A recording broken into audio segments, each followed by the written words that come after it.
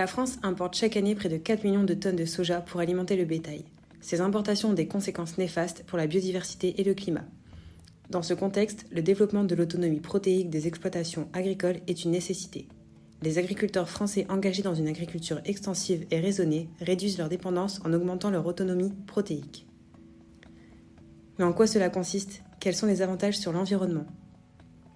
Nous interrogeons aujourd'hui Hervé Lingrand, agriculteur et éleveur laitier dans les Hauts-de-France. Hervé va nous expliquer ce qu'est l'autonomie protéique d'une ferme, quelle est sa valeur ajoutée et comment il a pu au fil des années développer des pratiques vertueuses pour l'environnement. Bonjour Hervé, alors pouvez-vous nous expliquer ce qu'est l'autonomie protéique ?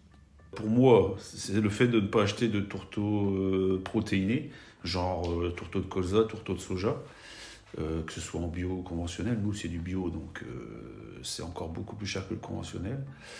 Donc c'est une voie qu'on a choisie et qu'on a empruntée depuis 2013-2014. Et on a revu tout notre système fourrager. Donc on a basculé sur de la production plutôt de luzerne. Donc nos vaches sont nourries principalement avec de la luzerne, que ce soit en été ou en hiver. L'été, c'est de l'affouragement en verre quasiment quotidien.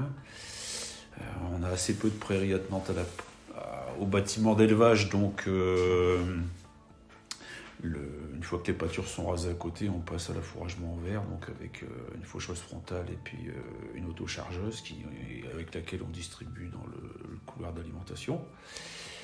Donc les prairies temporaires sont composées d'un mélange à dominante luzerne, mais dedans il y a aussi du mélilot, du lotier, du trèfle blanc, de la fléole, du dactyle, de la fétuque. Et ça nous produit un fourrage, quand il est récolté au bon stade, de très bonne qualité, qui nous permet de produire du lait sans tourteaux azotés. Et il faut juste compléter avec un peu d'aliments riches en énergie. Alors, quand c'est l'été, ça peut être de l'ensilage de maïs ou de la pulpe en bouchon de betterave. Ça, c'est rare parce que ça coûte aussi un peu de sous. Mais l'hiver, on complète avec des betteraves fourragères. Quel taux d'autonomie avez-vous atteint désormais ? Aujourd'hui, on est à 100% autonome, c'est-à-dire que j'achète plus ni concentré protéiné, ni concentré de production. Concentré de production, on a fait une croix dessus parce que je préfère distribuer un fourrage de très bonne qualité et puis avoir quelques vaches en plus. Et puis voilà quoi. Par contre, le tourteau protéiné avec la luzerne, il est devenu superflu. La luzerne étant riche en protéines de façon naturelle, on la complémente avec l'ensilage de maïs ou les betteraves fourragères.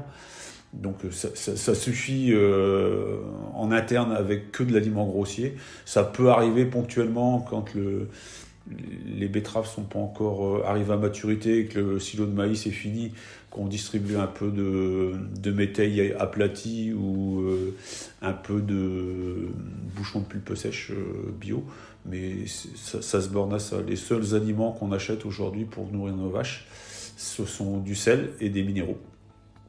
Et certes, nos vaches produisent bon an mal an entre 6005 et 7000 litres de lait, mais économiquement, c'est une situation qui nous convient très bien.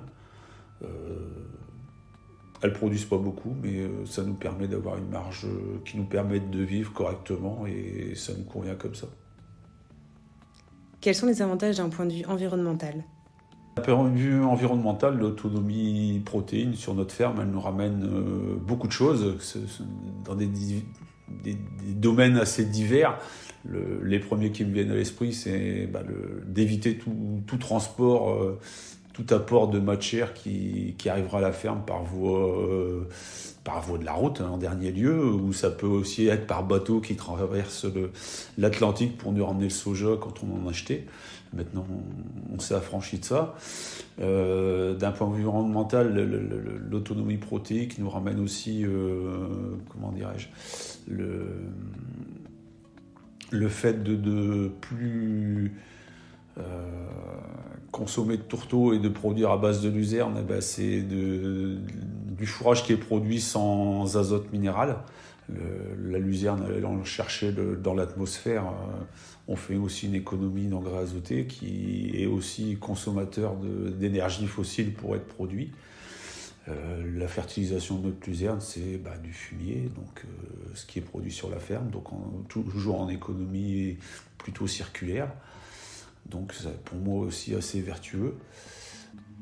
Vous avez misé sur la luzerne. Au-delà de l'environnement, qu'est-ce que cette plante fourragère apporte à vos ruminants et à vos sols ? D'un point de vue environnemental, la luzerne nous ramène aussi à un aliment très sain pour les vaches, un fort pouvoir tampon dans le rumen, et on a rarement de problème de métabolisme avec la luzerne. Donc des digestions qui se passent toujours très bien, un fourrage assez appétant à partir du moment où il est récolté au bon stade. Ça, c'est quelquefois un peu compliqué, mais avec l'expérience, c'est des choses qui sont faciles à mettre en œuvre. Certes, on a aussi des sols qui sont couverts très longtemps par rapport à des fourrages comme le maïs, où le sol est à nu pendant une grande partie de l'hiver. Avec les luzernes, les sols sont couverts pendant l'hiver, donc on évite tout ce qui est problème de ruissellement, d'érosion, etc. C'est la fin de ce podcast sur l'autonomie protéique. Alors merci Hervé et on se retrouve très bientôt.